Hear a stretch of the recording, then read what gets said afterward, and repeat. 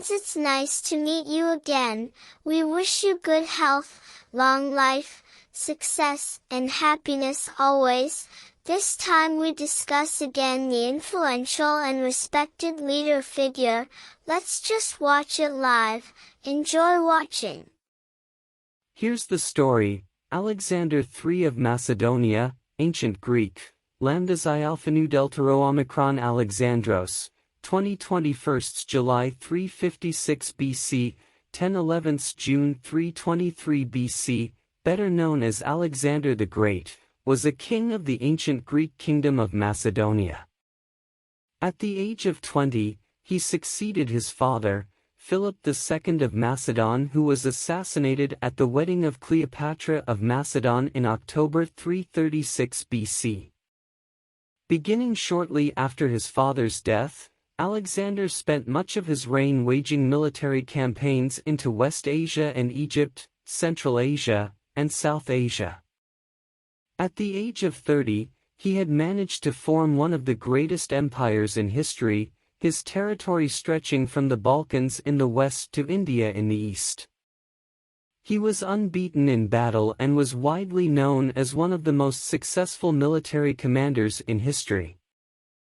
Until he was 16 years old, Alexander was educated by the famous philosopher Aristotle. In 335 BC, shortly after he was made king over Macedonia, he launched a military campaign in the Balkans and reasserted control of Thrace and Illyria, before taking his army against the city of Thebes, which was destroyed in battle. Alexander was later awarded the post of general over all of Greece, and used his authority to succeed the Pan-Hellenic project designed by his father, taking leadership control over all of the Greeks in their attempt to conquer Persia. In 334 BC, he invaded the Achaemenid Persian Empire and began a number of military campaigns that lasted 10 years.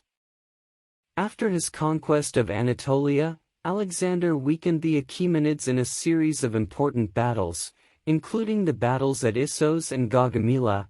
He later succeeded in overthrowing Darius II and conquering the Achaemenid Empire as a whole. After the fall of Persia, the Macedonian Empire controlled a large swath of territory between the Adriatic Sea and the Indus River. Alexander had a mission to reach the ends of the world and the Great Outer Sea. He also invaded India in 326 BC, and won an important victory over Porus, an ancient Indian king from what is now Punjab, at the Battle of the Hydaspes. At the request of his troops longing for their homeland, he returned to the Beas River and later died in 323 BCE in Babylon, a city in Mesopotamia that Alexander had planned to be the capital of his empire.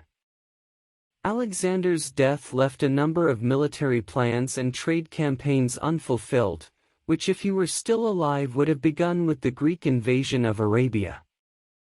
In the years following his death, a number of civil wars broke out in various parts of the Macedonian Empire, eventually leading to its disintegration at the hands of the Diadochoi. With his death marking the start of the Hellenistic period, Alexander's legacy includes the cultural assimilation and syncretism brought about by conquests such as Greco-Buddhism and Hellenistic Judaism. He founded more than 20 cities bearing his name, the most notable being Alexandria in Egypt.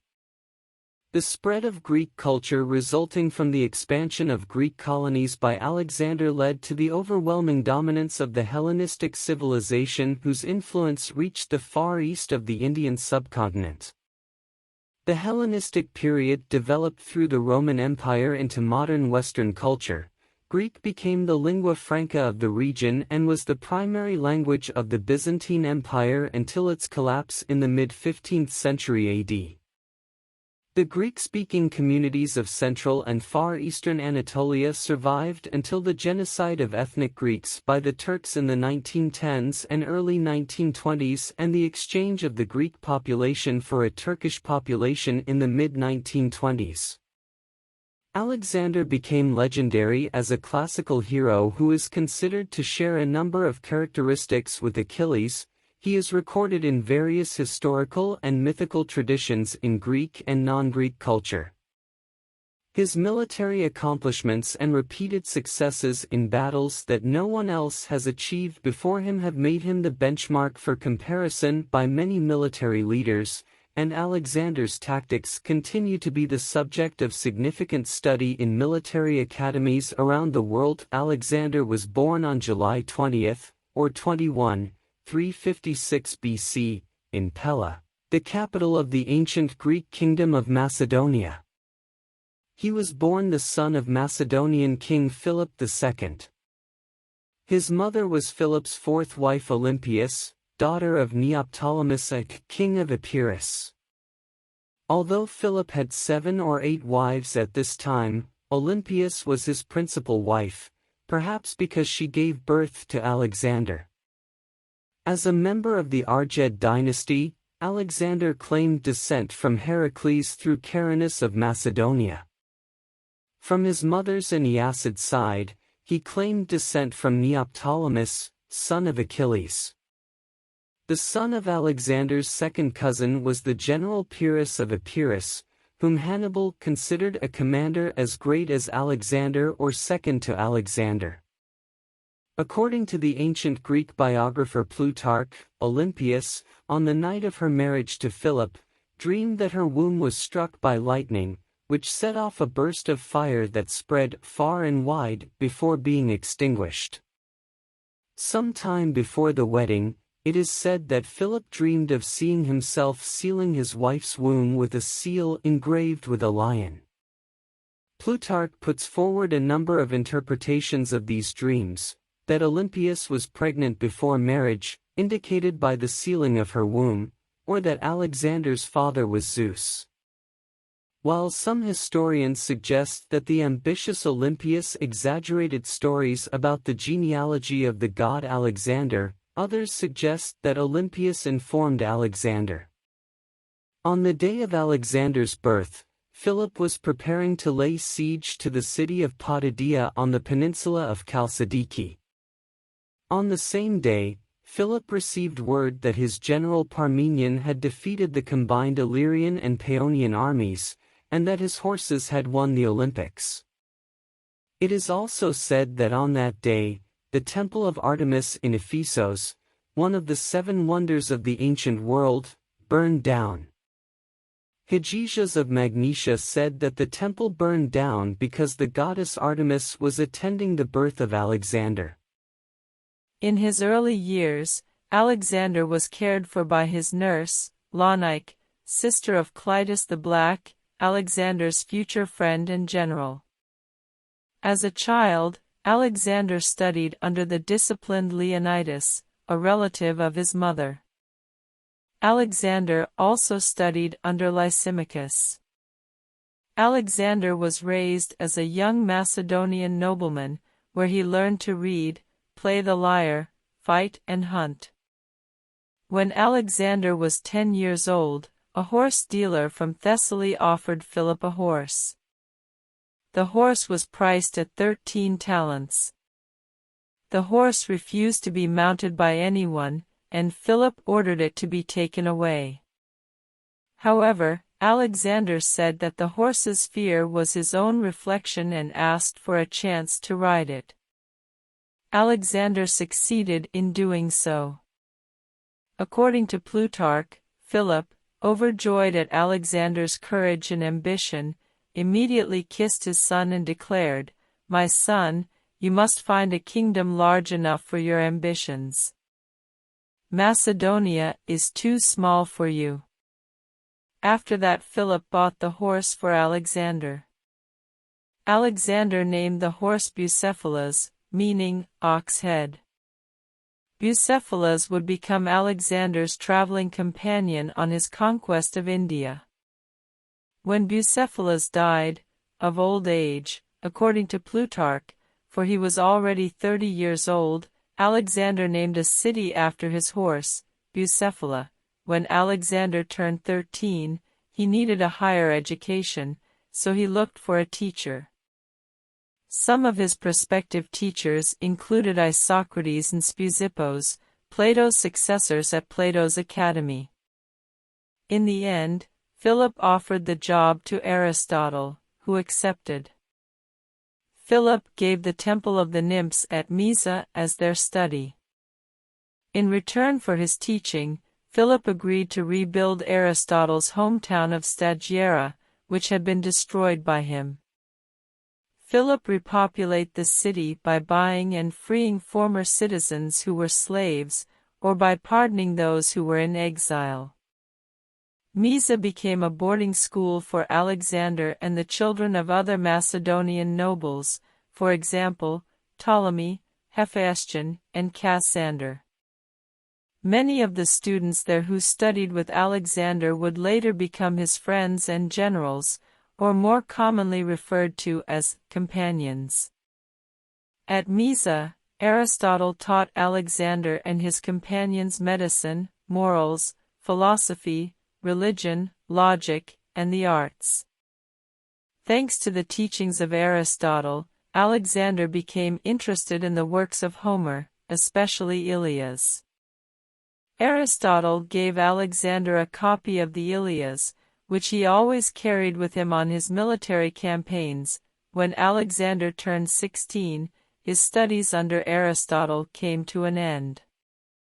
King Philip set out to fight against Byzantium, and Alexander was assigned to take care of the kingdom. While Philip was away, the Thracian Mede rebelled against Macedonian rule. Alexander responded quickly. He suppressed the rebellion of the Mede tribe, drove them from their territory, filled it with Greeks, and founded the city which he named Alexandropolis. After Philip returned from Byzantium, he gave Alexander a small army and sent him to stop a revolt in southern Thrace. In another campaign against the Greek city of Perinthos, Alexander is said to have saved his father's life. Meanwhile, the city of Amphissa began to cultivate the lands sacred to Apollo near Delphi, an offense that gave Philip the opportunity to further interfere in Greek affairs. Still in Thrace, Philip ordered Alexander to begin gathering troops for the campaign in Greece. Aware of the possibility of other Greek states intervening, Alexander made it look as though he was about to attack Illyria. In this chaos, Illyria seizes the opportunity to invade Macedonia, but Alexander manages to fend off the attackers. Philip's army joined Alexander's in 338 BC, and they marched south towards Thermopylae, which they did after encountering stubborn resistance from the Thivas who inhabited it. They went to occupy the city of Elatea, a few days away from the cities of Athena and Thyva. Meanwhile, the Athenian people, led by Demosthenes, chose to ally with Thyva in the war against Macedonia. Both Athens and Philip then sent emissaries to win Theo's favor, and it was Athens who succeeded. Philip marched towards Amphissa, theoretically acting at the request of the Amphictonian League, captured the mercenaries sent there by Demosthenes, and accepted the city's surrender. Then Philip returned to Elatea and sent a final peace offer to Athena and Thyva, which resulted in the rejection of both cities. While Philip was marching south, he was stopped near Chaeronea, Boeotia, by the troops of Athens and Tharavas. In the battle, Philip commanded the right flank, and Alexander commanded the left, accompanied by Philip's trusted generals. According to ancient sources, the two sides fought bitterly for a long time. Philip then ordered the troops on the right flank to fall back and lured the Athenian hoplites to follow him and leave their lines. On the left flank, Alexander was the first to break through the Thivas' lines, followed by Philip's generals. After obtaining a breakthrough, Philip ordered his troops to press forward and surround the enemy. With the Athenians in retreat, the Thivas' army had to fight alone. Surrounded by enemies, Thyva's army was defeated. After the victory at Chaeronea, Philip and Alexander marched unhindered toward the Peloponnese and were received by all the cities, but when they arrived in Sparta they were refused and they left. At Corinth, Philip founded the Hellenic Alliance, based on the anti-Persian alliance in the Greco-Persian Wars, and Philip was appointed hegemon, supreme leader, of this association, which modern historians refer to as the League of Corinth. Philip then announced his plans to lead a war of retaliation against the Achaemenid Empire. After spending the winter campaigning in Asia Minor, Alexander's forces crossed the Cilician Gates in 333 BC, and defeated the main Iranian force under Darius III at the Battle of Issus in November. Darius fled the battle, sending his army into disarray. He left behind his wife, 2 daughters, Mother Sisygambes, as well as a large amount of property. After that he offered Alexander a peace deal. Darius offered to give up all the territories that Alexander had conquered as well as a ransom of 10,000 talents to redeem his family. Alexander replied that since he was now the king of Asia, he alone had the right to regulate the issue of territorial division. Alexander proceeded to take control of Syria, as well as most of the coast of Syria. But a year later, in 332 BCE, he was forced to attack Tyre, which he eventually conquered through a notorious siege. After conquering Tyre, Alexander massacred all of its male inhabitants, and sold all the women and children into slavery. After Alexander destroyed Tyre, most of the cities on the route to Egypt surrendered, except for Gaza. Gaza has a strong fort on a hill and is highly fortified. At the start of the siege of Gaza, Alexander made use of the tools he had previously used when attacking Tyre. After 3 unsuccessful assaults, the fortress was eventually breached, but Alexander suffered a shoulder wound. As in Tyre, all the male population were slaughtered, while all the women and children were enslaved. On the other hand, Jerusalem opened its gates and surrendered to Alexander. According to Josephus, Alexander was shown Daniel's prophecy, possibly chapter 8, which stated that a powerful Greek king would come and conquer the Persian Empire. After seeing the contents of the book, Alexander forgave Jerusalem and continued onward into Egypt. Alexander entered Egypt in 332 BC, where he was seen as a liberator. He acquired the title, New Lord of the Universe, and son of the god Amun at the oracle of the oasis of Shiva in the Libyan desert. Since then, Alexander has sometimes been referred to as the real son of Zeus Ammon, and later currency depicts him with a goat's horn as a symbol. His divinity. During his stay in Egypt, he founded Alexandria, which would become the capital of the Ptolemaic kingdom after Alexander's death. Departing Egypt in 331 BC, Alexander headed east into Mesopotamia, now northern Iraq, and again defeated Darius at the Battle of Gaugamela. Again Darius was forced to flee and leave the battlefield. Alexander chased him as far as Arbela. Gaugamela would prove to be the final and most decisive battle between Alexander and Darius. Alexander then marched on to Babylon and conquered the city. From Babylon, Alexander drove to Susa, one of the capitals of Iran, and captured its legendary treasure. Alexander sent most of his army to Iran's ceremonial capital, Parsa, via the royal road, and he himself led troops of his choice through a direct route to the city. Alexander had to attack the entrance to the Persian gates, in the modern Zagros Mountains, which had been blocked by Iranian forces under Ariobarzan, and then ravage Parsa before his garrison could secure the treasure. Entering Parsa, Alexander allowed his troops to sack the city and then ordered them to stop. Alexander stayed in Parsa for 5 months. During his stay in the capital, a fire broke out in Xerxes' eastern palace and spread throughout the city. There has been much speculation as to whether the fire was caused by accident, or as an act of retaliation for the burning of the Athenian Acropolis during the Second Greco-Persian War. This, or that he can punish the Iranian people for past actions. Alexander then went after Darius again, first to Media, and then to Parthia. Darius was no longer in control of his destiny, and he was taken prisoner by Bessos, his satrap in Bactria, and also his kin. When Alexander arrived, Bessos and his men had stabbed Darius to death. Bessos then declared himself to be Darius' successor under the name Artaxerxes V, before retreating to Central Asia to launch a guerrilla attack against Alexander. Darius' body was buried by Alexander near the tombs of other Achaemenid leaders in a sacred funeral ceremony. Alexander claimed that before his death, Darius had appointed Alexander as the successor to the Achaemenid throne.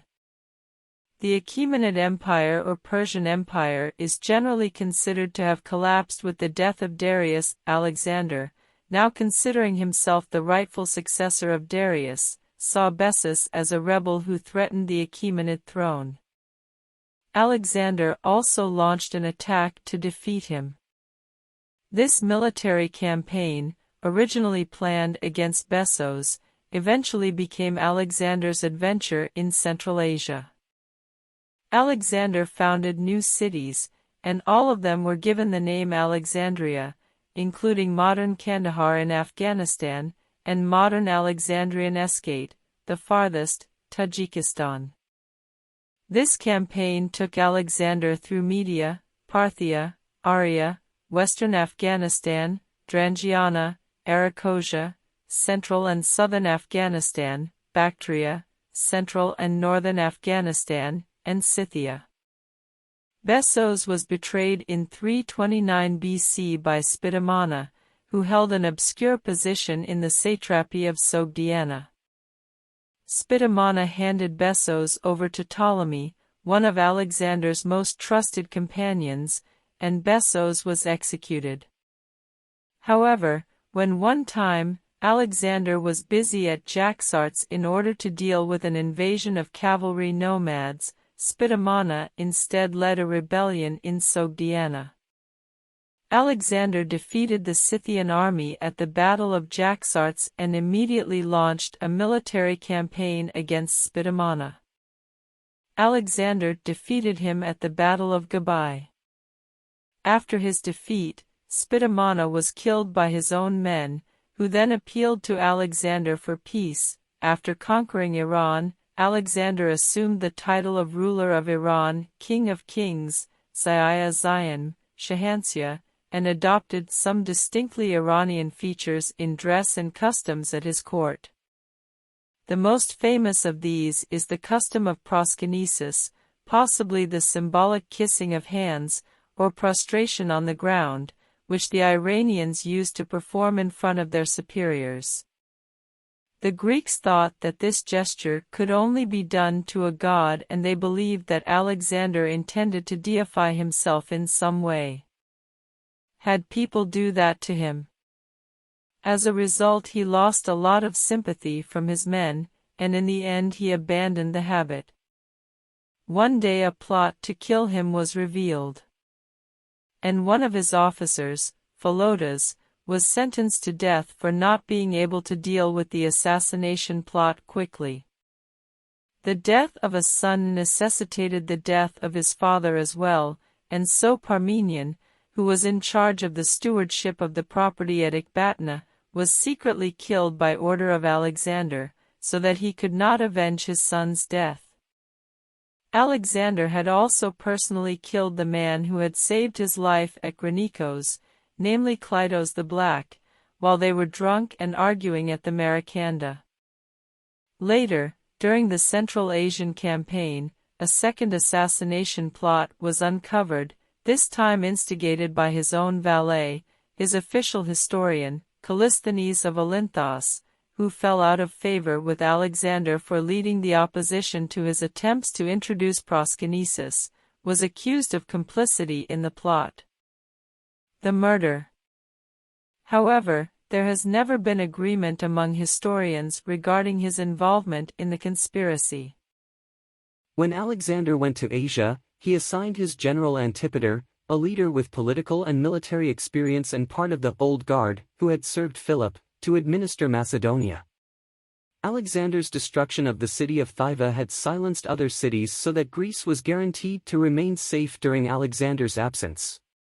The problem that arose was a threat from the king of Sparta, Agis III, in 331 BC, which Antipater fortunately managed to solve. Agis was defeated and killed by Antipater in a battle at Megalopolis a year later.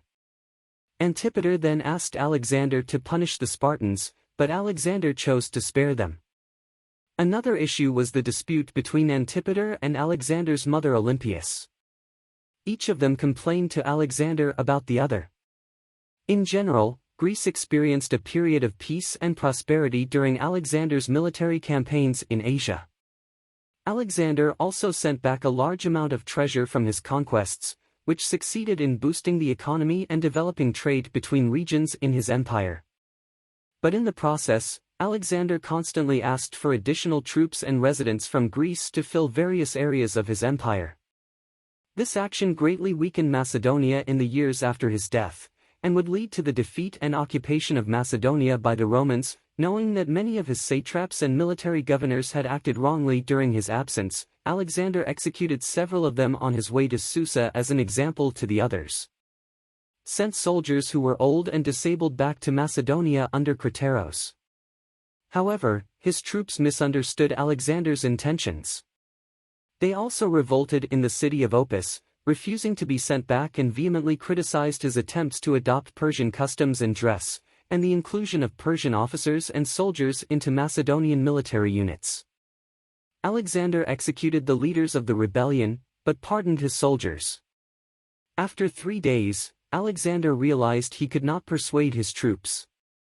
Alexander also no longer included Persian command in the Macedonian army. Instead, Macedonian military titles could now be given to Persian war units. So the Macedonian army immediately apologized, and Alexander forgave them. In the evening, Alexander hosted a banquet attended by several thousand of his soldiers, and they ate together. In an effort to establish a lasting peace between the Macedonians and the Iranian people, Alexander arranged a mass wedding in Susa between his officers and Iranian noblewomen. However, only a few of these marriages lasted more than a year. Meanwhile, upon arriving at his palace, Alexander learns that some people have desecrated the tomb of Cyrus the Great. Alexander quickly executed them, as they had been assigned to guard the tomb of Cyrus, whom Alexander held in high esteem. After Alexander went to Ecbatana to retrieve the largest share of Iran's wealth, his closest friend and possibly lover, Hephaestion, died of an illness, or perhaps as a result of poisoning. Agree that Hephaestion's death was quite a shock to Alexander. He ordered the funeral of his friend to be held in high cost in Babylon. In addition, Alexander also ordered a joint mourning period. After returning to Babylon, Alexander planned a new series of military campaigns, which would begin with the invasion of the Arabian Peninsula. But he did not have time to realize the plan because he died not long after returning to Babylon. On June 10 or 11, 323 BCE, Alexander died at the court of Nebuchadnezzar II, in Babylon at the age of 32. Details regarding the deaths vary slightly. Plutarch's account relates that about 14 days before his death, Alexander entertained his admiral, Nearchus, and spent the night and the next day drinking with Medius of Larissa. Alexander then developed a fever, which became so bad that he could no longer speak. The soldiers became very anxious when Alexander could only wave his hand at them.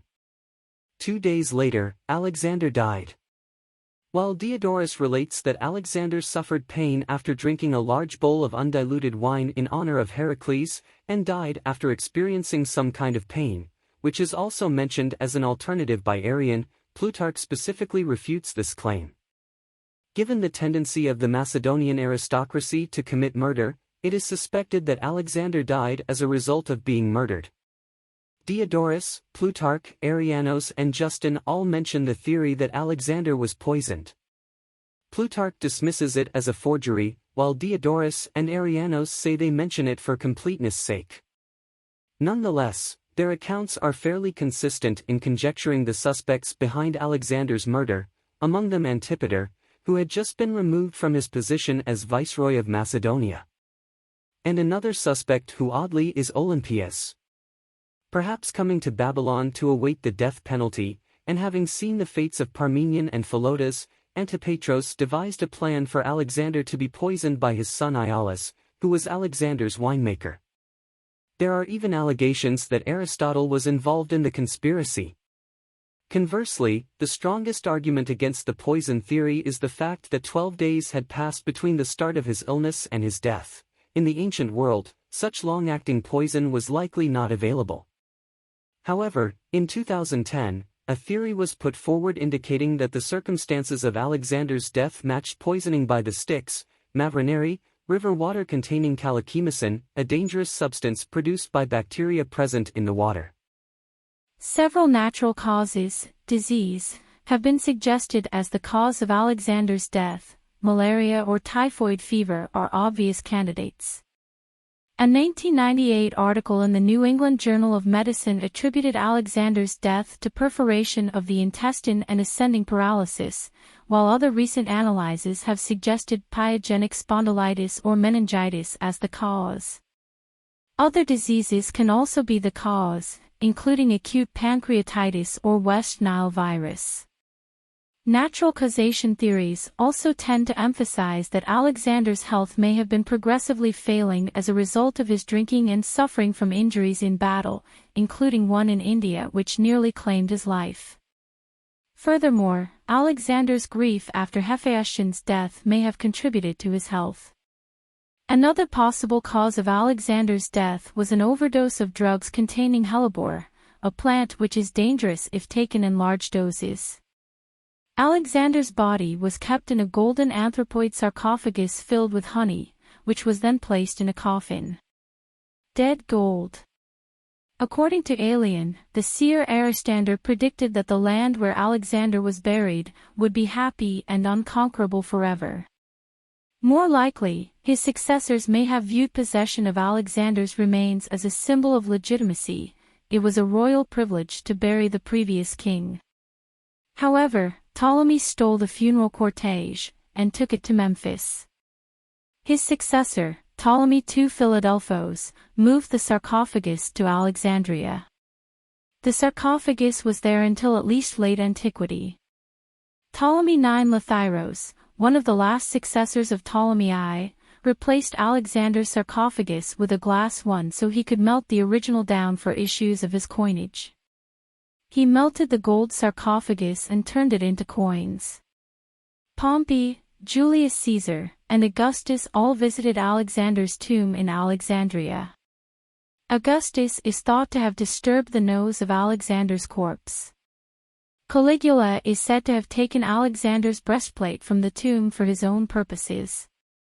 In 200 AD, Emperor Septimius Severus closed Alexander's tomb to the public. His son and successor, Caracalla, was a great admirer of Alexander, and visited the tomb in his own reign. He had visited Alexander's tomb during his reign. After that, little is known about the fate of the tomb. Alexander's death was so sudden that when the news reached Greece, people did not immediately believe it. Alexander had no legal and clear heir. His son Alexander IV from his relationship with Roxana was born only after Alexander died. As a result, the big question arose as to who would lead this newly conquered and not yet pacified empire. According to Diodorus, Alexander's companions had asked Alexander, who was dying at the time, about whom Alexander had left his kingdom to. Alexander's reply was simply, toi kratistoi, to the strongest. Given that both Arrianos and Plutarch state that Alexander was unable to speak by then, this account is somewhat doubtful. Diodorus, Curtius, and Justin also have a more plausible story that Alexander gave his seal to Perdiccas, one of his guards and leader of the companion cavalry. Alexander did this in front of a number of witnesses, and thus probably nominated Perdiccas as his successor. In any case, Perdiccas initially explicitly refused to claim power. He instead wanted Roxana's son to become king, if Roxana gave birth to a boy. Meanwhile he, Crateros, Leonatos, and Antipatros will be the king's guards. However, the infantry, under the command of Meleager, rejected this arrangement since they had been excluded from the discussion. Instead, they supported Alexander's half-brother, Philiperidius. In the end, the two sides reconciled, and after the birth of Alexander IV, he and Philip III were installed as co-kings, albeit in name only. Not long after that, dissension and rivalry began to befall the Macedonians. The satrapies handed over by Perdiccas through the partition of Babylon became the power base for each general to carry out his bid for power. After Perdiccas was assassinated by assassins in 321 BC, Macedonian unity collapsed and there was a 40-year war between the successors, Diadochi. After that, Alexander's empire split into four separate stable fiefdoms: the Ptolemaic kingdom in Egypt, the Seleucid Empire in Iran, the kingdom of Pergamon in Asia Minor, and the kingdom of Macedonia in Greece. In the process, both Alexander IV and Philip III were killed. Alexander's physical appearance. The Greek historian Plutarch, ca. 45–120 AD, describes Alexander's appearance as follows. Alexander had light skin, blonde hair and blue eyes that melted hearts. A natural fragrance emanated from him, so strong that even his clothes were perfumed with it. Another Greek historian, Arianos, Lucius Flavius Arianos, Xenophon, ca. 86–160 AD, describes Alexander as a handsome and strong commander with one eye as black as night and the other as blue as sky. Physically, Alexander was not handsome. Even by Macedonian standards he was very short, though stocky and tough. His beard was scanty, and he stood before the Macedonian barons clean-shaven. His neck was twisted in some way, so that he seemed to be looking up. Her eyes, one blue, one brown, convey a dewy, feminine quality. He had a rosy face and a rough voice. Alexander's most obvious legacy was the introduction of Macedonian rule in Asia. Much of this area remained under Macedonian rule or under Greek influence for the next 200 to 300 years. The successor states that emerged were, at least initially, the dominant powers in this epoch, and the 300 years or so are often referred to as the Hellenistic period. The eastern boundaries of Alexander's empire had begun to crumble even while he was alive. However, the power vacuum he left in the northwestern Indian subcontinent directly gave rise to one of the most powerful Indian dynasties in history. Alexander's successors paid little attention to this area and tended to neglect it, so Chandragupta Maurya, Sandrokato in European sources, succeeded in taking control of Punjabi and making it his power base. From there he was able to conquer the Nanda Empire in northern India. In 305 BC, Seleucus, one of Alexander's successors, led an army into India to seize the region. In the end, Seleucus exchanges with Chandragupta instead. Seleucus surrendered the territory and Chandragupta gave him 500 war elephants. These events in turn played a key role in the Battle of Ipsus, which also had much to do with the division of the empire. So, that's a bit of the story. Hopefully it will inspire, motivate, and add insight and of course make us smarter. Stay tuned for the next story. Thank you so much for watching. Bye bye.